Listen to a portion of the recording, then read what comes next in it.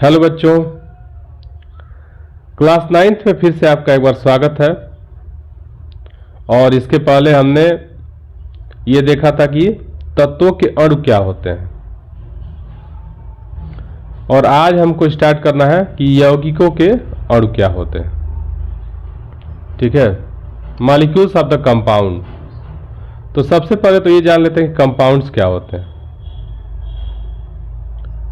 तो कंपाउंड्स क्या होते हैं? जब दो या दो से अधिक तत्वों के परमाणु, ठीक है, आपस में रासायनिक संयोग करते हैं तो यौगिक बनाते हैं।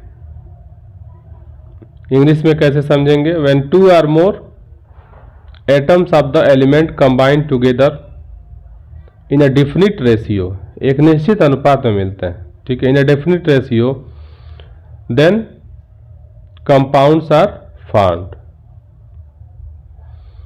The most important compounds for our life is H2O। ठीक है, सबसे ज़्यादा इंपॉर्टेंट हमारे लिए कौन है? जल है। बिना पानी के हमारा जीवन संभव ही नहीं है। ठीक है, बिना पानी आप कल्पना करिए, रह पाएंगे, एग्जिस्ट कर पाएंगे अर्थ पे? कभी संभव ही नहीं है।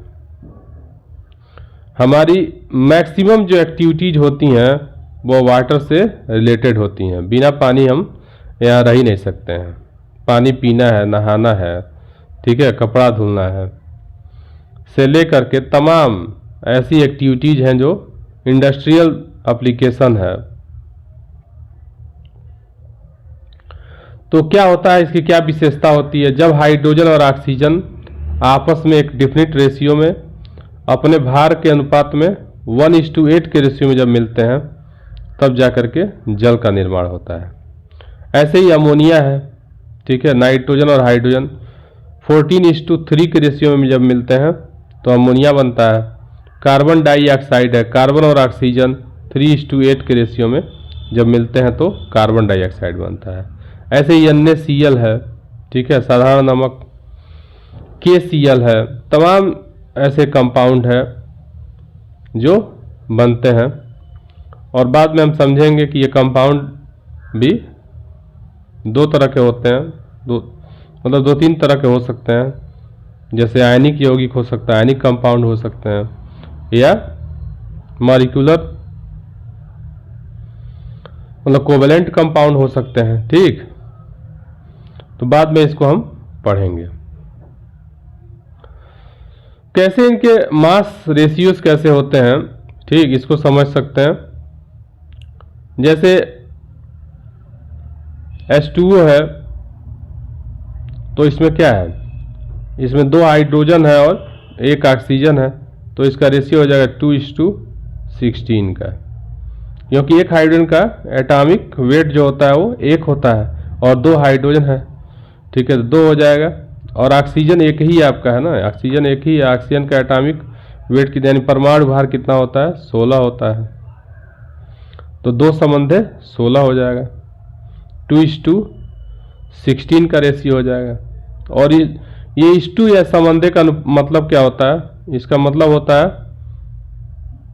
रेशियो से, फ्रैक्शन से मतलब है, 2/16 हो जाएगा। इसको काटेंगे तो क्या आएगा? 2 1 जा 2 और 2 8 जा 16।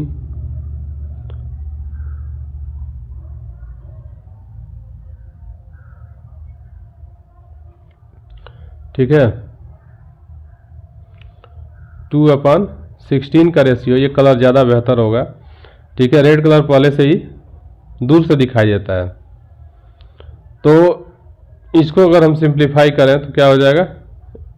1/8 आ जाएगा। ठीक है, ऐसे ही अमोनिया के लिए भी हम सॉल्व कर सकते हैं, कार्बन डाइऑक्साइड के लिए भी सॉल्व कर सकते हैं, कार्बन और ऑक्सीजन का रेशियो निकाल सकते हैं। तो जितने कंपाउंड हैं, ठीक है, ऐसे ही क्या होते हैं? एक निश्चित रेशियो में मिलने से बनते हैं। तो ये हो गया यौगिकों के अणु। मेथेन हो सकता है, CH4 होता है, ठीक है, उसमें क्या अनुपात होता है? मेथेन CH4, यानी अगर हम मेथेन का लिखें तो मेथेन का होता है CH4, यानी हो जाएगा 12 संबंध 4। 12 क्यों हो गया? क्योंकि कार्बन का एटॉमिक वेट कितना होता है? 12 होता है, ठीक है। और हाइड्रोजन का कितना होता है? 1 होता है, ठीक है। और 4 हाइड्रोजन है, तो 4 यानी 12/4 हो जाएगा, ठीक है। यानी 4 1 जा 4 हो जाएगा और 4 3 जा 12 हो जाएगा, यानी 3:1 का रेशियो हो जाएगा।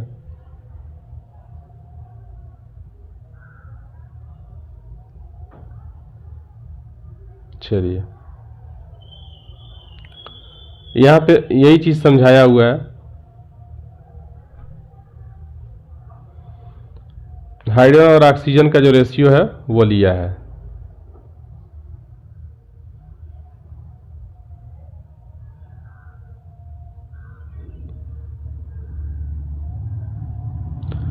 अब इसके बाद दिया है आयंस क्या होते हैं, ठीक है। आयन क्या होता है?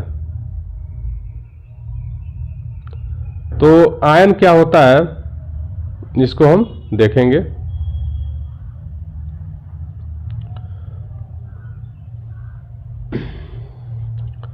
देखो, कोई भी जब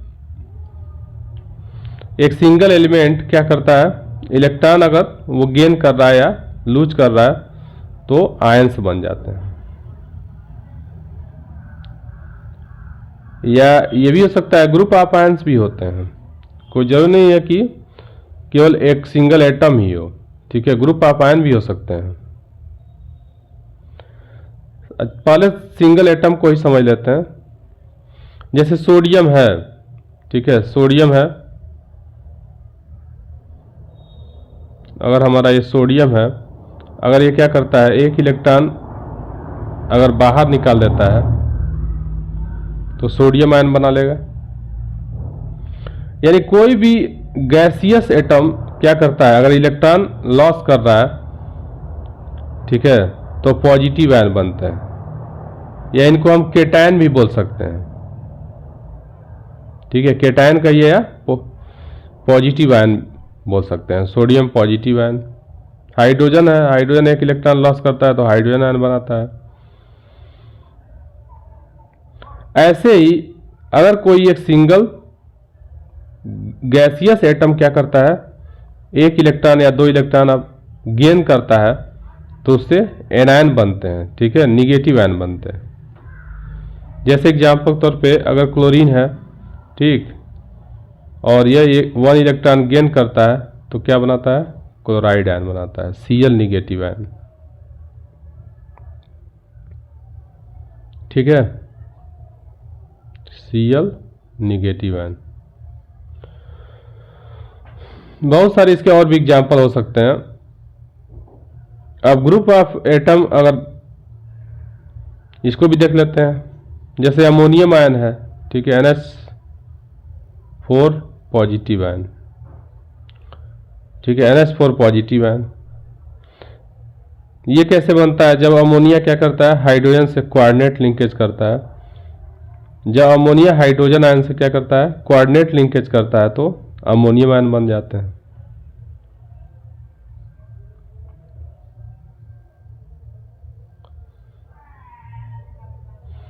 तो निगेटिव चार्ज वाले आयन को क्या कहते हैं, एनायन कहते हैं, और पॉजिटिव वाले को केटायन कहते हैं।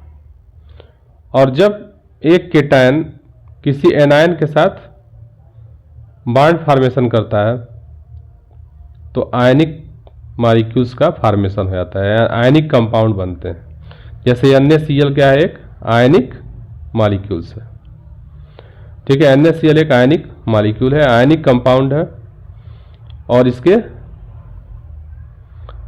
अगर हम फार्मूले को लिखना चाहते हैं तो कैसे लिखेंगे, Na पॉजिटिव और Cl निगेटिव आयन के रूप में हमेशा इसको रिप्रेजेंट करते हैं, ठीक है।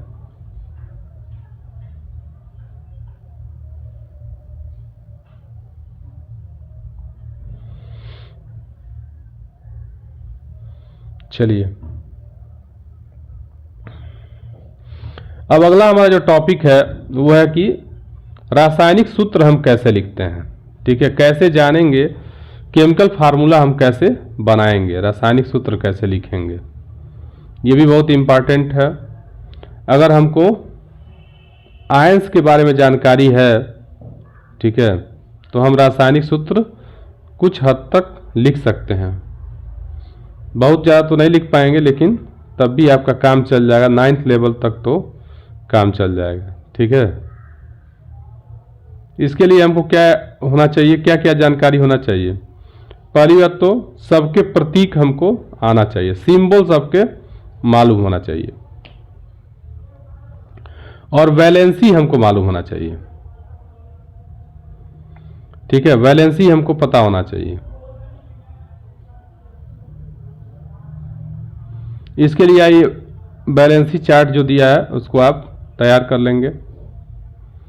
जो ये टेबल दिया है, कुछ सामान्य सरल एवं बहु परमाणुक आयन, ठीक है, कुछ सामान्य यानी जनरल, सिंपल और मल्टी मालिकुलर, मल्टी एटॉमिक जो आयंस होते हैं उनको यहाँ पे दिया हुआ है। ग्रुप ऑफ आयंस जो इसको कहते हैं उसको दिया हुआ है। इसकी वैलेंसी आप ये याद कर लेंगे। जब तक ये याद नहीं होगा तब तक आप फार्मूला नहीं लिख सकते हैं, इसलिए ये बहुत ज़्यादा इम्पॉर्टेंट है। इसको तैयार करने का प्रयास करेंगे। चलिए अब देखते हैं कैसे हम लिखते हैं।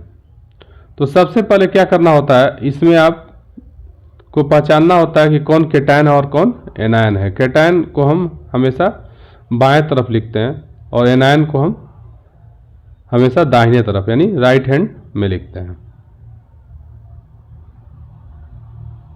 आयन की संयोजकता अथवा आवेश क्या होना चाहिए, संतुलित होना चाहिए, ठीक है।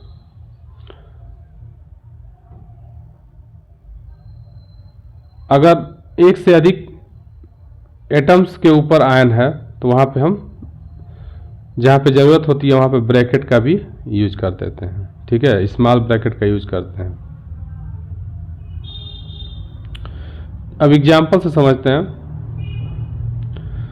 जैसे हमको लिखना है हाइड्रोजन क्लोराइड का फार्मूला, ठीक है। हाइड्रोजन और क्लोराइड जो एनायन होंगे उसमें आइड जोड़ते हैं, ठीक है। क्लोरीन है ना, तो क्लोरीन जब एक इलेक्ट्रॉन गेन किया होगा तो क्लोराइड बनाएगा।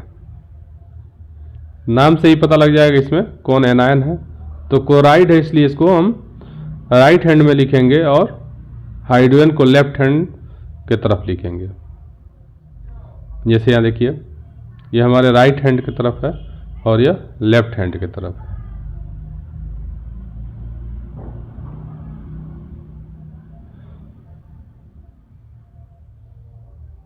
अब हम क्या करते हैं,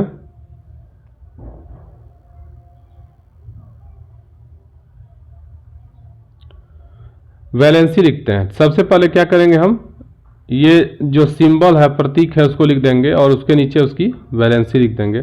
तो हाइड्रोजन की वैलेंसी 1 होती है और क्लोरीन की भी 1 होती है। अब फिर क्या करेंगे, वैलेंसी को हम क्रॉस्ड करके लिख देंगे, ठीक है, यानी इसकी वैलेंसी इसके नीचे लिख देंगे और इसकी वैलेंसी इसके नीचे, यानी ऐसे लिख देंगे। क्लोरीन की जो बैलेंसी है वो हाइड्रोजन के बाद लिखेंगे और हाइड्रोजन की जो बैलेंसी है वो क्लोरीन के बाद लिख देंगे। इस तरह से HCl का जो फार्मूला हो जाएगा वो H1Cl1 हो जाएगा, लेकिन 1 को लिखते नहीं है इसलिए HCl हो जाएगा।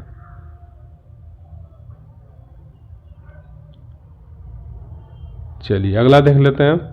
हाइड्रोजन सल्फाइड का अगर लिखना है तो कैसे लिखेंगे, इसमें प्रैक्टिस करना पड़ेगा। प्रैक्टिस कर लेंगे ज़्यादा बेहतर होगा। हाइड्रोजन सल्फाइड, तो हाइड्रोजन, इसमें भी हाइड्रोजन को पहले लिखेंगे, ठीक। सल्फाइड आइड जुड़ा है इसलिए हम जान जाएंगे ये एनायन है और इसको बाद में लिखेंगे, ठीक। हाइड्रोजन की वैलेंसी 1 होती है तो यहाँ 1 लिख देंगे और सल्फर की वैलेंसी 2 होती है तो इसके नीचे 2 लिखेंगे और फिर वैलेंसी को क्या कर देंगे, क्रॉस्ड करके लिख देंगे। यानी हाइड्रोजन के बाद हम 2 लिखेंगे और सल्फर के बाद 1 लिख देंगे, H2S1। 1 को हम लिखते नहीं इसलिए इसका फार्मूला हो जाएगा H2S, ठीक है। चलिए इतना देख लेते हैं, क्योंकि वीडियो बहुत बड़ा हो जाएगा, ठीक, फिर दिक्कत होगा अपलोड करने में भी और आपको पढ़ने में भी। छोटा छोटा रहेगा तो मनोरंजन करते हुए आप पढ़ सकते हैं। कोई ज़रूरी नहीं रहता है कि सारा एक ही बार कवर कर लीजिए, आप आराम से पढ़िए, एक एक लेक्चर धीरे धीरे पढ़िए, ठीक है, टेंशन मत लीजिए, मस्ती से पढ़िए।